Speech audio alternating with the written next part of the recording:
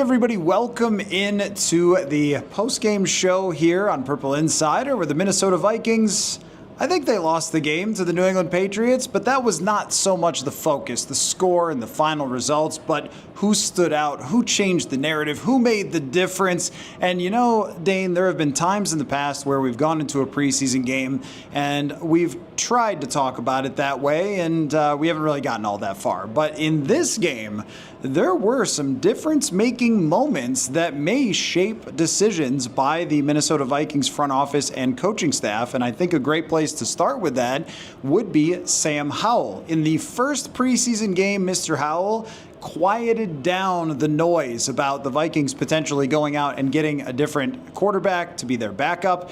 Well, that noise has returned after a 1-for-5 performance in which he threw a very Nick Mullensy-like interception under pressure, just heaves it up into the atmosphere, and it gets picked off. A pretty miserable performance by Sam Howell, and I think we are back to square one with the discussion. Don't you think, Dane, that the Vikings may have to do something else other than Sam Howell at their backup quarterback position? Where do you stand on that? Yeah, I mean, I think, gun to my head today, I probably would say Sam Howell is still the backup week one, but I would not feel good about that. I really didn't feel very good about that throughout training camp, but I was trying to give him the benefit of the doubt early.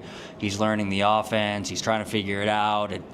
It's going to click at some point. And then I thought it did click last week. I thought his performance last weekend against the Texans was very good. It looked like he'd played quarterback before in the NFL because he has. And then I thought he parlayed that into a pretty good week at joint practices against the Patriots. I thought he looked in control of the offense, command, confident. But then to kind of put a bow on this week by going out and doing that, it leaves a ton of questions. And I think it was kind of on Sam Howell this preseason and training camp, but really in the games to show, yes, you can trust me. If I have to play, you can trust me. You can't throw that interception then. There are things that I think Kevin O'Connell is going to look at from this game and give him grace. He said it in the post-game press conference afterwards. Basically, well, we were playing nobody and the Patriots were playing all their starters. So that's fair. I think if he walks away from this game with a less than impressive stat line and that's it, there would maybe be some grace there. But what does Kevin O'Connell hate more than anything? Turning the ball over. And to turn the ball over in the ghastly way that Sam Howell did, I really think that breaks a lot of the trust that he helped to build up. Because if you're Kevin O'Connell, you want a guy who you can trust if J.J. McCarthy goes down for a short period of time to just not screw it up. And anecdotally today, he just screwed it up. You just can't throw that ball. I know what he was trying to do. He was trying to reverse pivot out, buy him some time, and throw it into the seats. But if you're going to do that, you have to throw it into the seats. You cannot throw it into the arms of somebody else, which is what happened. So, yeah, back to square one. I think that's totally fair. He has a lot of work to do, I think, to rebuild that trust here in the next couple of weeks before cutdown day. See, it looked to me like he was trying to throw it to maybe Lucky Jackson, who was over on the sideline, and he was trying to make some sort of heroic play. So I'm not sure what the actual thought process was for Sam Howell. And you're right that you don't want to overinflate one mistake in a preseason game or one bad appearance, and he had a couple of scrambles that were just instant pressure. It is the backup offensive line, but at the same time, it's not like he built up a bunch of trust and belief throughout the offseason to get to this point. He had a very rough mini camp when he got here. He had a very, very difficult start to the offseason, and then I agree that he started to come along, and he had some very nice throws in the joint practices, but also had some 2-minute drives that failed and had some periods where he wasn't very accurate and wasn't really on point. And to me, looks like somebody who doesn't really necessarily know where to go with the football when things go wrong. Whereas, and we'll talk a lot about Max Brosmer as well, whereas Max Brosmer and Brett Rypien are getting rid of the football a lot more. And somebody who holds on to the ball a lot, okay, if you're Sam Darnold and you can hit a 30-yard pass on a dime down the field, okay, then you are going to get people apologizing for you for taking a sack or making a big mistake in the pocket when you're pressured. But if you're Sam Howell, you're not that guy. Like, you need to play the way that Brett Rypien and Max Brosmer have played, and that moment was not it. It was very much like, it reminded me of Nick Mullins in Cincinnati, where just don't do anything insane and your team probably wins the game, and then has the craziest interception, fumble, or whatever it was, where I think that there are some quarterbacks who just have these panic points, and that's how they are. And this is a guy who led the league in sacks and interceptions when he was a starter, and that's kind of the guy he looked like in this football game. So I think that discussion now comes back into the forefront. Is there somebody else that they might be looking for to be their backup quarterback, or is that somebody else in-house? And it was, if I recall correctly, the second preseason game when Kellen Mond and Sean Mannion were the backups, where they came out and did not perform very well, and that was sort of the end of it for O'Connell, and he went out and traded for Nick Mullins to get somebody else in here. Will they look elsewhere for a backup quarterback after this? Because I agree. I mean, you said ghastly. I'll go with unconscionable. I mean, it's just an unconscionable interception to throw in that situation, in a spot where if you throw it out of bounds, even if you throw it at somebody's feet and you just move on to the next play, like, that's how a backup quarterback needs to play. And it feels to me like Sam Howell believes himself to be a gunslinger, and he's going to gunsling, and he's going to take risks, and he's going to try to make plays, even though that's not right for this role. And he may be a guy who, yeah, if he starts the entire season, that, okay, will get you to 500 if it's a good team or something, and he'll make some plays that are exciting and make some bad plays, but a backup just cannot play that way. In fact, I want to get the FanDuel question of the day right out to you before we get to the other quarterbacks and the other players that stood out, which is, and this is, I think, a good way to evaluate how you feel about Sam Howell. How many games would your over-under be if Sam Howell had to play more than half the season for this team? Where would you put it if I told you Sam Howell played at least 9 games this year for the Minnesota Vikings? Yeah, well, I think Vegas still has the Vikings at 8.5 as their over-under. That might have moved to 9, depending what book you look at. But if the Vegas win total is 8.5 with McCarthy as the starting quarterback, well, then obviously for our FanDuel question of the day, it has to go down if Sam Howell's the starting quarterback. How far down? I think I would put the line at 5.5, and I think that's probably a fair line. I don't think the line would be 2.5. I think they'd win 3 games easily. So if they set the line at that, I think everyone would hammer the over and they'd walk home richer. So it has to be a line that entices both ways. But I think 5.5 is totally fair, because I think there would be games, maybe stretches, maybe weeks, maybe months, where it's like, are they ever going to win another game? And I think there would also be spot moments throughout the year where it's like, this looks pretty good, because the offense is one that Kevin O'Connell creates, where if you just throw to the right spots, you're going to gain yards and probably win football games. So I think Sam Howell is capable of both. I think he's capable of playing in the function of the offense and moving the ball, as we saw last week. And I think he's also capable of throwing the worst interception I've ever seen, which is this week. So 5.5 was probably the over-under I'd go with. And I think I'd still end up taking the over just because of the talent on this roster. But it would certainly go down. It's certainly something the Vikings don't want to find out what life would be like if Sam Howell is just kind of the guy for 2-3 months. Well, I think it really stood out to me today that Josh Dobbs was way better than Sam Howell. And we've seen what Josh Dobbs looks like and the ups and downs of Josh Dobbs, and the fact that you can't make the playoffs with him. What you're usually looking for is a quarterback where that answer would be, well, they should still win 7, 8, 9 games if that quarterback has to come in. I don't feel that way with the accumulation of what I've seen from Sam Howell. I think you would really, really struggle to win games with the sacks, the turnovers, the miscues, and then occasionally you'd say, wow, he threw for 350 yards. That was nuts. But there would not be enough of that consistently to even put you in the running, which that to me is the ultimate litmus test of a backup quarterback. Is you could say, hey, if it was a very good backup like a Gardner Minshew, you're still going to be in the playoff race. You would not be in the playoff race if you have to use Sam Howell. So then what are we doing here? And now the other 2 quarterbacks, let's get into their game, because I felt like Brett Rypien had some moments where he just missed throws that were there. So at the end zone, he's got a 4th down where if he drops it in the bucket, his receiver's there and catches a touchdown. There was another one in the end zone, same thing. But on a play-to-play basis, Brett Rypien was much better than Sam Howell. And he kind of has been in practice too, and he's been taking some of the second team reps. I wouldn't say that it's been a lot over all of the preseason, but when it comes to taking the snap, dropping back, looking to the right spot, letting it go, I think he went 7 for 11 today and had a couple of those were short screen passes. But at least it looks like the offense is functioning the way it's supposed to function. I would say the same for Max Brosmer. And I think if there is a competition right now between Brett Rypien and Sam Howell, I would say just keep Brett Rypien as your backup quarterback and Max Brosmer and just go from there. I know that you want to get someone who's more experienced, and if that's possible, they can look around over these last couple of weeks. I don't think it's too late right now, but I do think they have to make that decision pretty quick. But as far as just Brett Rypien goes, it looked pretty good. The offense was able to move. And then Max Brosmer, it was a journey for Max Brosmer, but he hits a 4th and 17. He gets them down in the end zone. He makes a perfect throw to Myles Price. Price can't bring it in. And after I just sort of overheard a discussion with them about that play, and I think that Price felt like he should have brought that ball in. I felt like Price should have brought that in. We'll get to Myles Price in the rest of his day, but Max Brosmer once again showed me a guy who gets the football out, sees where he's supposed to go with the ball. It's not perfect because it's 4th stringers, but it looks like NFL quarterback being played by him, and I want to see more with him. Every time he's done playing, I think we saw a whole half of him.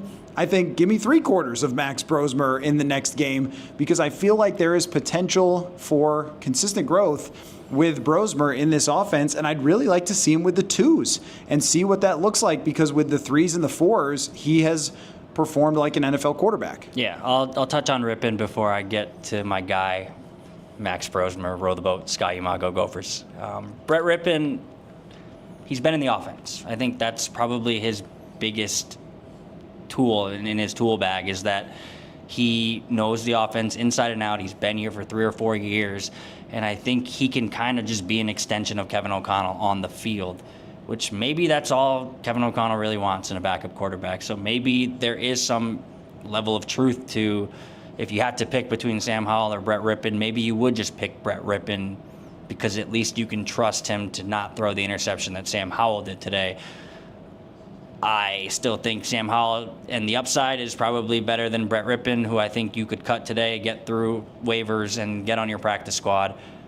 No disrespect to Brett Rypien. I just think he's been around the league long enough, and he hasn't been a backup, at least for an extended period of time. I think in Denver he was at points early in his career, but I think Brett Rypien is what he is. He's a great mind in the quarterback room, and I wouldn't feel great about him being my backup.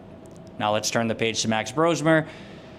I thought he was really good today. I think you're right when you say it looked like legitimate quarterback play. It just looked like it should with a guy running an offense. It was quick throws right off his back foot right away, or not off his back foot, but hitting his back foot, planting and throwing. It was progressing down the field at times. Finishes 15 of 27 for 156 yards and an interception that he threw on the last play of the game because he had to throw the ball. He couldn't take a sack there with time expiring. So you can miss me with the interception. That doesn't bother me at all, especially on the previous play when I thought he threw a touchdown to Myles Price. It's hard to evaluate this day, though, because he took 4 sacks. There were procedural penalties. How much of that is on Max Brosmer not getting everyone set? How much of that is on playing with third stringers on the offensive line and third stringers across the board with playmakers? I think I'm still going to give the benefit of the doubt to Max Brosmer that he is doing what he's supposed to just because of the way he speaks about football. I think he knows the playbook pretty inside and out as much as he can. So I don't think he's getting guys in the wrong position pre-snap. And the way Kevin O'Connell talks about Max Brosmer. We asked Kevin O'Connell this week, what is the most important trait in a backup quarterback? And he said you have to be able to learn without taking reps. Most important trait in a backup quarterback. And he said you have to be able to learn without He's the epitome of that throughout training camp. He has learned this offense without taking reps. Sometimes he gets like 2 reps in 11 on 11, and he somehow is still able to go out there today and throw with anticipation, throw to spots. There was a 4th and 17 throw that I think everyone will point to. Max Brosmer knows where the ball has to go. He drops back. It's 4th and 17. You have to let it rip. And he said he didn't know Jeshaun Jones was going to be there. He just hoped he was going to be there. He just thought he would be there because he's supposed to be there in the structure of the offense. Throws to a spot on the field, called it a spot throw. Jeshaun Jones is there to catch the ball. I think that's a good example of how much he's learned and what he's capable of if he does win this backup quarterback job. I don't think he will. I thought it was interesting that Kevin O'Connell called it a competition afterwards. He didn't say it's an open competition and Max versus Brett versus Howell, but he did not say Sam Howell is the backup quarterback. So while I don't think Max Brosmer will be the backup quarterback of this team with sky-high expectations, I think if he continues to put together days like today and more practices like we've seen throughout training camp, and maybe he looks good on Friday in the preseason game against the Titans, he's going to force their hand to at least have to keep him on the 53. And then if he's there, well, then he's going to keep chipping away, and maybe he's the backup quarterback by the time this thing is said and done. But he's done everything that you would want an undrafted quarterback to do. He has still meat left on the bone, I think, and I think he feels that. But I think that's a good thing to feel. If we talked to Max Brosmer after the game and he said, I did great, I would kind of look at him sideways because there were areas for improvement. The good thing is he sees that as well. So I think he has the opportunity now, and he's just got to keep running with it. This is why I would like to see Brosmer get more work with the twos that are actual NFL players, because I thought some of it was instant pressures that he faced, got sacked. As you mentioned, Myles Price, who had a great day otherwise, was not able to bring in a touchdown, which would have made everybody feel quite a bit different about that stat line and how Max Brosmer performed. That was not the only drop. There were several drops that were involved in this timeout for him. And I thought that was true of all the quarterbacks, that there were drops. And we'll get into one receiver in particular who couldn't hang on to the ball today, but there was a lot of moving parts going on that were not helping Brosmer in this game, and he was able to fight through it and put them in a position to potentially win the game and make a throw that was good enough. And I just feel like he's in control when he's out there, and they've had bad things happen, and he bounces back and he keeps it running. But it is very hard to evaluate when you're talking about, as you said, in practice, it's a handful of reps, and in the preseason, it's mostly these 4th team or 3rd team reps. I think early in the 3rd quarter, though, the Patriots were still playing some players. And so anything in the preseason is challenging to figure out what does it really mean. But now we've built up a big enough sample size going back to minicamp to at least say, I think this is someone you want to keep on your football team, and where this goes, we'll see from here. But the guy who's going to come in and answer that FanDuel question of the day, if something goes wrong with J.J. McCarthy, I'm not sure that person is on the roster, and I'm not sure whom they might have in mind to potentially be the backup quarterback. Remember last year, they were frustrated with their cornerback situation, and they signed Stephon Gilmore at the last minute. Is that somebody who is on the street still? Is there some other team whose backup quarterback has lost the job but has previous experience? I don't know, but I agree with you that O'Connell being non-committal about that is pretty telling, and I don't think he's been thrilled with Sam Howell at any point. Even after the last preseason game, there was kind of this backhanded compliment of like, yeah, we needed to see him in a game, and which means because in practice it hasn't really been what they wanted it to be. So let's talk about some other players that were difference makers today. I think that starts with Myles Price. So yes, he did drop the ball in the end zone as a wide receiver, but as a returner, hey, we talked about that competition. Hey, who's going to step up as a returner? Who's going to show themselves? Well, we got our answer in spades today. A 22-yard punt return, another one that was under pressure that he got out for maybe 10 yards, and then an 81-yard kick return where he was a little frustrated with himself for not getting it all the way to the house. But he ran right through somebody on that kick return and found the hole and got to open grass, and I think has showed himself a few times in preseason, in practice, to have an ability with the football in his hands to make plays. And then he did it here today. We saw Ty Felton fumble, which was extremely concerning that he would fumble on a kick return. We saw Chandler back there with him, and then Xavier Scott back there with him. Maybe because Chandler has done this before, it helps him stay on the roster. He was the first running back out there today, and Xavier Scott came in later. But are we seeing this one preseason game and this performance from Myles Price and saying he should be the guy? Or are you still in the camp of just go get somebody else, get someone who's proven, and Myles Price can develop behind the scenes? Or just, hey, the kid took the opportunity with the pressure on in the punt returning competition and did nothing but make plays?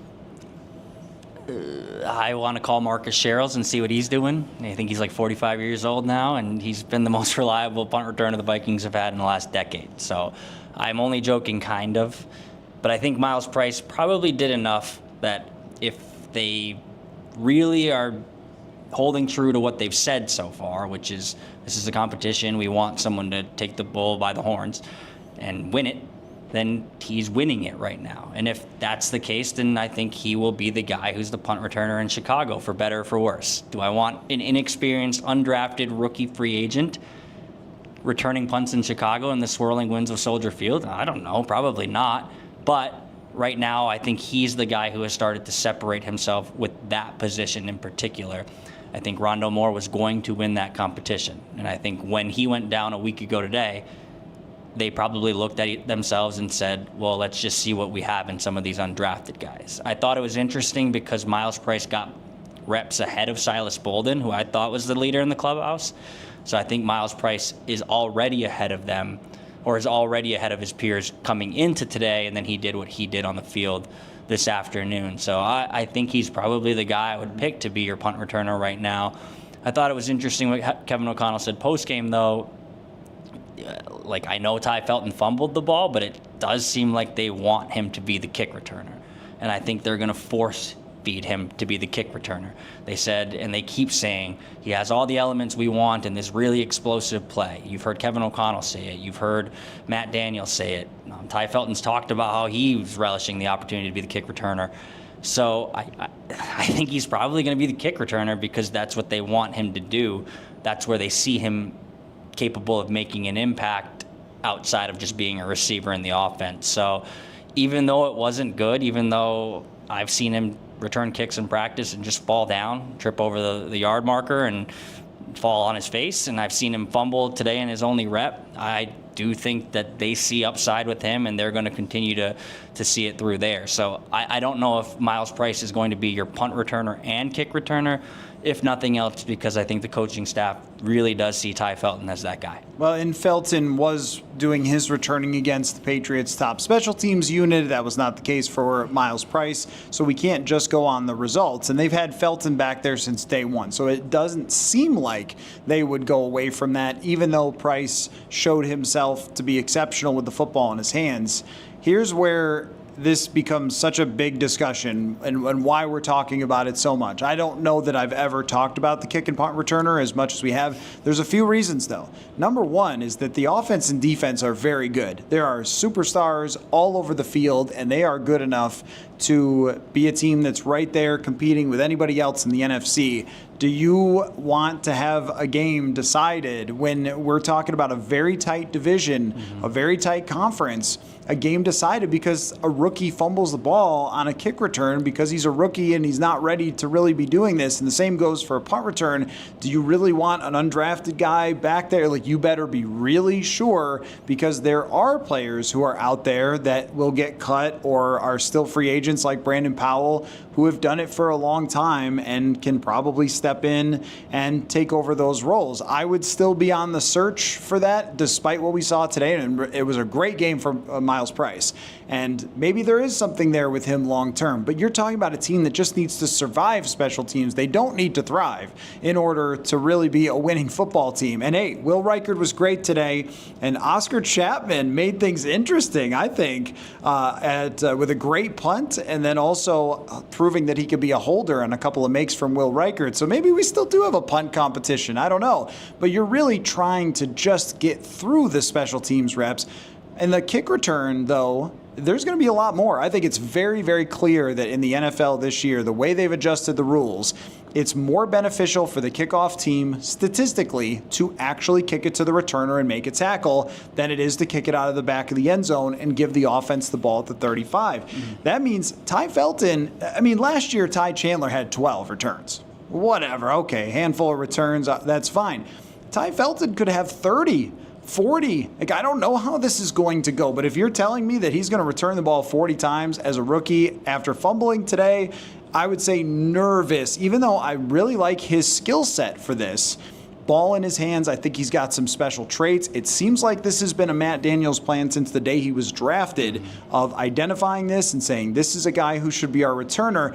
I just think that they're going to be putting their hands over their eyes every single time the other team kicks the ball off, if it is Ty Felton back there or if it is Myles Price. So there has to be, I think, some decisions here for this team at these positions. And backup quarterback, kick and punt returner, I thought we got some hints today, but I'm not sure that we still have the answer yet. No, I don't think so, at least not definitively. I forget if I was talking to you at practice or somebody else, but I did mention that I think it's a possibility that whoever makes the 53 on Tuesday, August 26th is not necessarily going to be who fills those roles on, week 1 Monday Night Football. You see it all the time. Oh, this guy made the team, congrats. And then someone else becomes available because they didn't make their team, and then the guy who was just scratching and clawing to make the 53 gets cut and they sign a veteran. So that's possible. Maybe Myles Price is a big story on August 26th, and maybe he's cut by August 28th and on the practice squad by August 29th. That, I think, is a possibility. I think I would be surprised at this point if they went out and brought somebody in to be a returner before cutdown day. I would be a little less surprised if they brought a quarterback in, because I think you probably want a guy to absorb as much as the offense. But I think they're content to let the returner thing play out, just because if they felt so strongly about a guy who was available on the open market right now, I think they'd already be here. I think they probably are letting this thing play out from a returner perspective. But I just kind of want to be clear. It doesn't necessarily mean if you make the team on cutdown day that you're on the team in the season opener. We'll see, but those positions, I think, still very much up in the air. Okay, I've got a few more things on my list to talk about and players, but what did you have on your list? What else was on your takeaways? Clearly the backup quarterback competition and returners were the highlight of the day, but what else did you have for your notebook? Yeah, I think we're probably going to be on the same page for most of these. I thought one that I wrote down early in the game, like Gabe Murphy had a possession where he defeated a block, had a tackle for a loss in the backfield on a running back, and then on the very next play, got to the quarterback, forced an errant pass, and it went for a turnover on downs. I don't need to see Gabe Murphy anymore in the preseason. I don't think we will. I think preseason game 3 is almost always just last man on the roster fighting for spots. But Gabe Murphy's really impressed me in the preseason, to the point where I would consider him in that starter caliber player as far as keeping them healthy. Dallas Turner didn't play today because they want to keep him healthy. Donovan Jackson was another name I wrote down.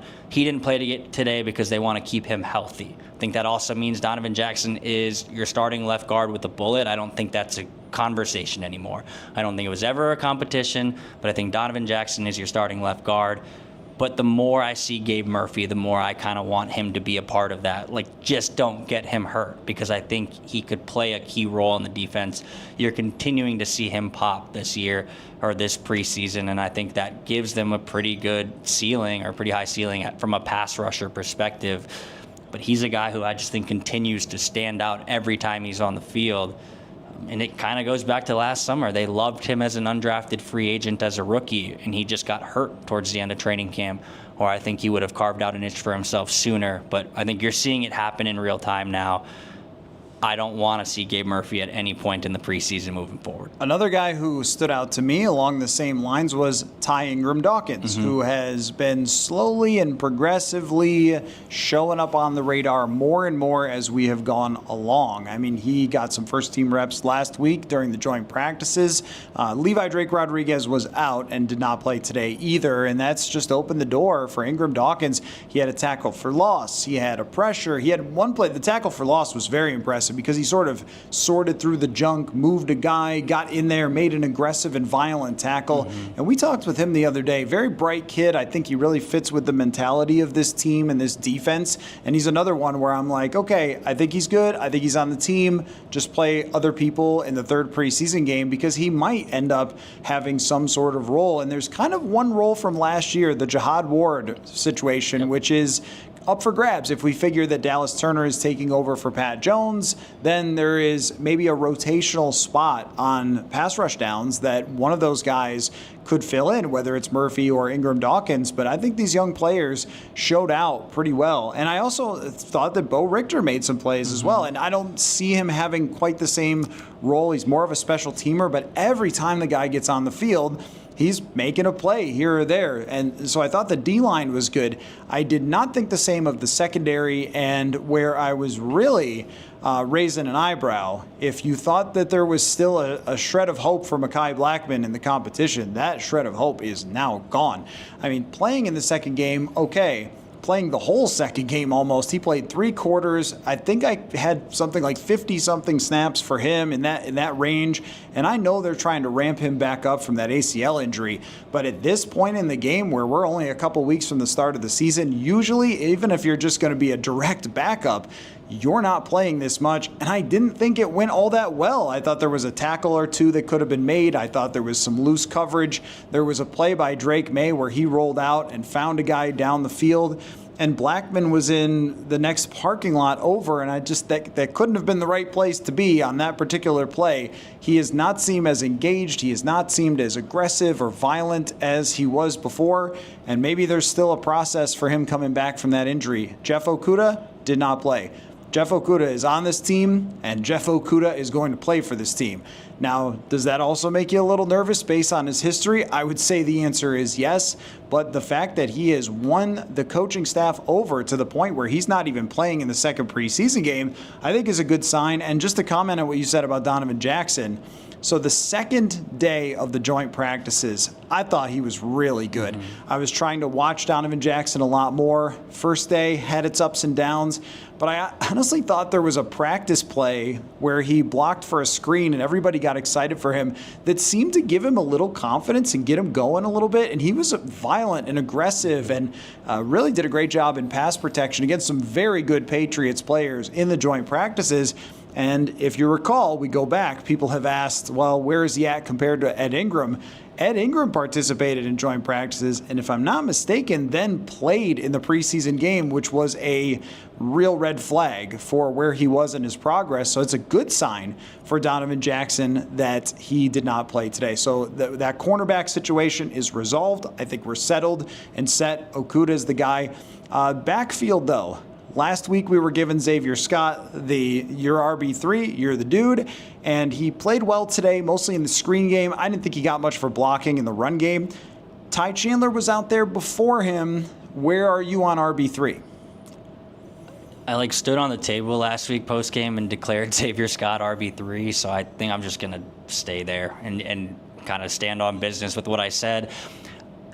But it's not like he played bad. There just wasn't a lot of running room. I think he had 70 rushing yards last week and probably finished with 20, maybe even less this week.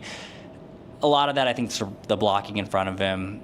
I think when you really started to see the level of difference in who Vrabel was playing and who O'Connell was playing was in the trenches. So I'm not going to sit here and say, Xavier Scott didn't generate on the ground, so the competition's back in Ty Chandler's hands.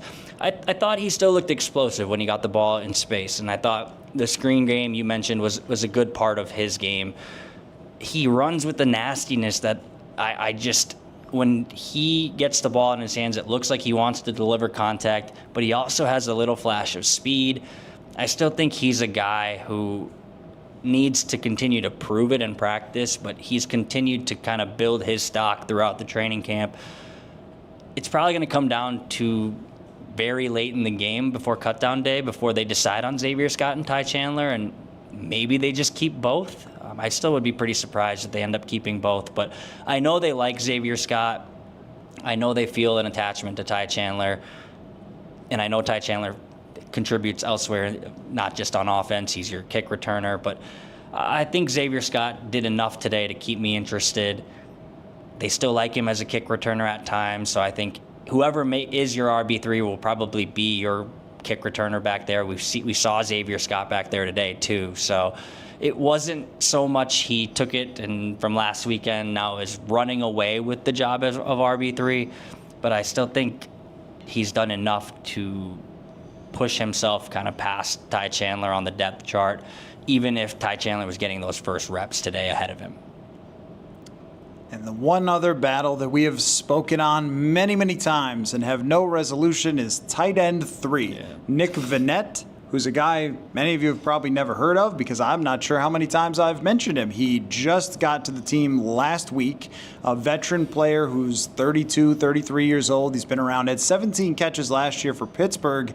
Comes in, looked like a pro, but it was Ben Urasek who started the game for them. At this moment, I think tight end 3 probably is either Vannett, who's been around, or it's Urasek, who seems to have been ahead on the depth chart, or it's somebody else that is not here. But that has been the underwhelming camp battle of the decade. And somebody else dropped a pass that was an easy swing pass from Max Brosmer that on a little rollout that should have been 100% completion percentage. And just, Gavin Bartholomew has not participated in anything. I don't know an update on his status of whether we're going to see him at all this year, but that kind of was DOA with that tight end 3 competition, and we just still have not seen anyone step up. So that leads to me to the last question for you, Dane, which is what is left to find out? I see Oscar Chapman. Do you want to say something about Oscar Chapman? Do you want Oscar Chapman to be the punter of this team?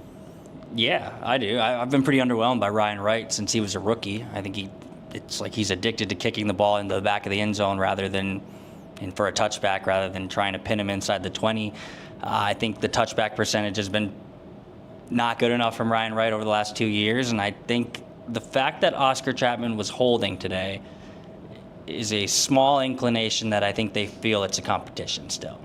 Because, I think they want their punter to be able to boom the ball and flip the field, but I think where you really see kind of the relationship aspect of it and the chemistry aspect is the holder, Andrew DePaula, the kicker, Will Reichert, and for the last 2 years, the punter, Ryan Wright, have been just a trio that's always seen together. Oscar Chapman has been in that too now since he's on the team, but the kicker-holder position or relationship is very important to the entire operation of the kicking game. I don't think they would have just willy-nilly given Oscar Chapman holding reps if they didn't think he has a chance to win the job outright. So I think it's possible. I think Oscar Chapman flipped the field too from the end zone, booted it 58 yards. I think I'm going to ask him this week because everyone's talking about the different types of kicks he has. He has a banana kick. He has an end-over-end kick. Australian punters are crazy with how they can kick the ball, and I think that might add to his repertoire as far as unseating Ryan Wright. So that is my pitch for Oscar Chapman, mainly because I just haven't really enjoyed the way Ryan Wright has punted the ball to this. So he can actually kick one like a boomerang that comes back to him, but there's no reason to use it because it's football and you're supposed to. Okay, I'm just kidding. But honestly, it did stand out to me today.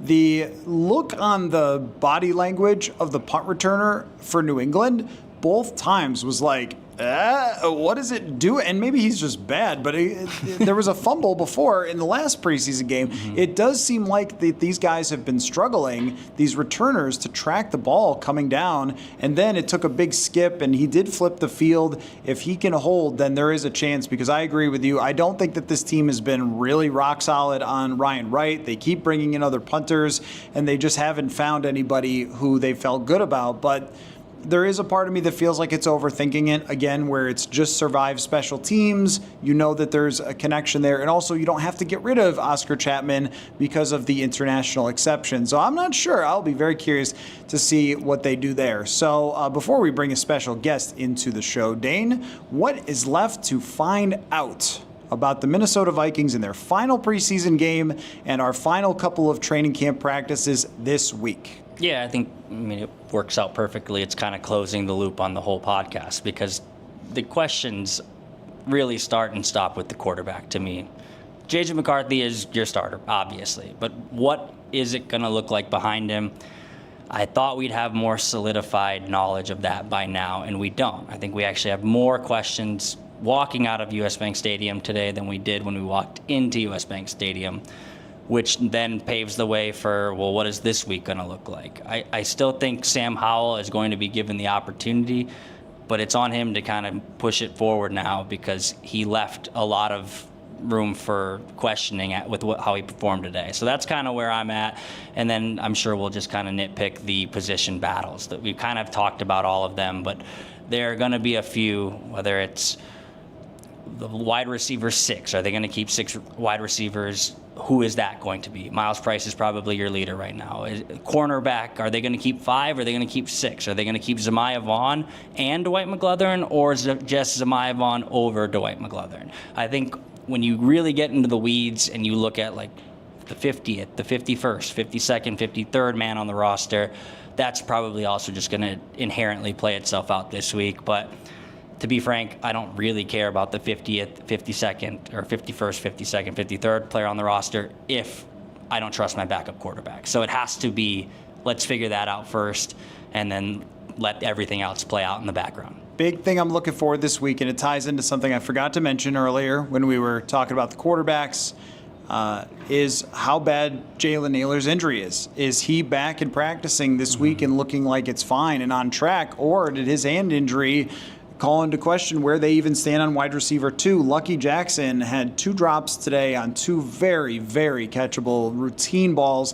He dropped a touchdown the other day in practice, so now the hands are a big question there for Lucky Jackson, who has got this huge opportunity and I think has risen to the challenge. Mostly we were talking about last week about whether you would draft him in fantasy with like the final pick of your fantasy team or something, but today I think was a major setback for him with a couple of drops and an opportunity to set himself apart. We saw a little Thayer Thomas, but these are guys who have never played, and if Jalen Nailor is good to go, okay, well, that's fine to have a wide receiver 3 who might come in for 15 snaps. And I thought Felton had a good day as a wide receiver, actually, probably his best day as a wide receiver.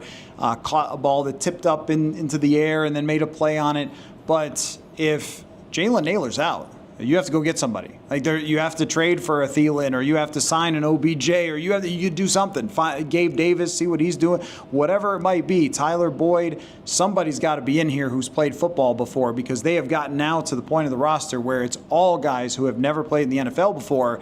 And I don't feel great about that with Jefferson and then just whoever and the 2 tight ends and running backs. So that is very much up for grabs as well. But thanks for your time, Dane. Now hand me this, and we will bring in our special guest. Appreciate you. And off goes Dane. And we bring in our special guests to US Bank Stadium, intern Maggie Robinson. Hello. I exist off the internet, guys. This is crazy. A real person. Yeah, wow. How about that? So your first time ever to Minnesota, your first time ever to US Bank Stadium, and also you had an assignment for today to cover KOC's press conference, because I was in the locker room talking with Max Brosmer, Myles Price, and so forth. So why don't we talk about what you learned inside the press conference for Kevin O'Connell? Absolutely. There were 2 main takeaways, and the first you guys have kind of touched on. Says the QB2 position is pretty much wide open. He needs to keep seeing more from these guys. He's going to keep giving them all opportunities, but he said, this really stuck out to me, that he thinks Max Brosmer has fast eyes, and he's learning these plays very quickly. That's something he's picked up through training camp, is he's throwing a lot at him. He's getting more complex plays, and he's learning it very quickly, and he's very shifty with the way he's like reading plays, and that really stood out to him. He also has a really strong work ethic, and he said he and J.J. McCarthy really push each other, and I found it interesting. J.J. McCarthy is 2 years younger than him, but the starter for this, so I think that's a really good dynamic, that they're both really hungry and really young and just like chomping at the bit a little bit to get after it. Well, and you want your backup quarterback to have a connection with your starting quarterback, and it's just that Brosmer has checked every single box that you could have dreamed of when you sign an undrafted free agent. I mean, most of the time this happens. The guy is a camp arm, and then we say, hey, remember that time they had that guy from the Gophers? And then we never talk about it really ever again. But Brosmer has just shown something different, and fast eyes, I think, is a really big compliment in the quarterback world. He sees the field well, doesn't have like the athletic traits of someone like J.J. McCarthy, but I think has a lot of the same personality makeup. I now at this point after today would be very surprised if Max Brosmer was not on this team. The rest of the situation, I'm not sure, and it sounded like you weren't really sold on who is QB2 at this moment by Kevin O'Connell's comments, but Brosmer is on this football team. Absolutely. There's no doubt in my mind. And the second thing I wanted to bring up that I caught from the press conference, you guys know I love my UDFAs. So UDFA of the week, live from US Bank Stadium, is Myles Price. He is, I think, had a fantastic game today. You guys already highlighted it earlier, but KOC said he loves the way Price plays and he's going to continue to give him opportunities. He really wants to keep him a wide receiver too, and I think Price's versatility is going to be a huge asset for him looking forward because you can put him punt receiver, kick receiver, wide receiver. You like the way he's so athletic, you can kind of use him all over the field, and that's going to really help him and give him an edge over other players because he's so versatile. I have not seen Myles Price stand out really so much until today because he just hasn't gotten a ton of opportunities. And then in the joint practice, he caught a touchdown from, I think it was actually Sam Howell, or maybe it was Brosmer that threw it up over his head and he made a great play on it. And you start to just this late in camp, like, oh, this guy is starting to make his surge. And he's got a unique body type. He's not very tall, but he is, like there was a guy they used to call the muscle hamster.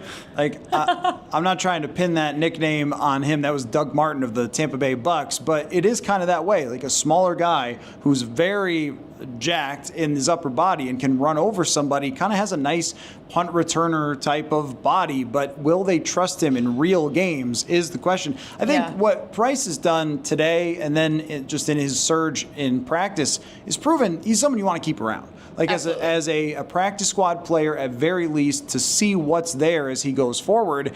But maybe there is more there to him. And I think the third preseason game is set up for a guy like him to really show something. Yeah, I think that's someone you got to keep your eyes out for. And I mean, fingers crossed for him. It's a cool opportunity, you know, to come in undrafted and then make the 53. We will see August 26th. Okay, unfortunately for you, you got the preseason atmosphere and not the regular season atmosphere. Because when it's great in here, it's really something. It is as loud and as special of an atmosphere as any in the National Football League. For a preseason game, I would say that the fans are watching politely. And that's what they should do. They shouldn't be going crazy. But overall, though, your impressions of visiting US Bank Stadium and the Minnesota Vikings? Beautiful stadium, I will say that. I think it is stunning, and the way it's set up, it's very nice. Like the press box, the whole setup, great. You got a good view. The food was good, you know? I also love the touch of the snow. You never see that on TV. There is literal snow that falls down. Not literal snow, come on. But there's snow that falls down before the game and like at halftime. I thought that was a fun touch. It's a great atmosphere. You guys really do a good job here. So I had a great time, and hopefully I will be back. Well, if you've ever seen the meme where there's the guy like yelling in the girl's ear, and so then everyone like makes, oh, me talking about this, that was me explaining to Maggie about how the Dragon used to shoot fire and no longer shoots fire, and it's Tennessee's fault. But at least you saw the pregame presentation as it is, which is still very, very good, but no fire for you today. So I'm really happy that you could come out. You're going to have some other content for us here at Purple Insider as well. So thank you for dropping by. Really appreciate your reporting from inside the press conference, and thank all of you for watching/listening. And we will have a very interesting week of discussion, one more preseason game, and then we play football, everybody. It is almost time. So we'll catch you then. Football.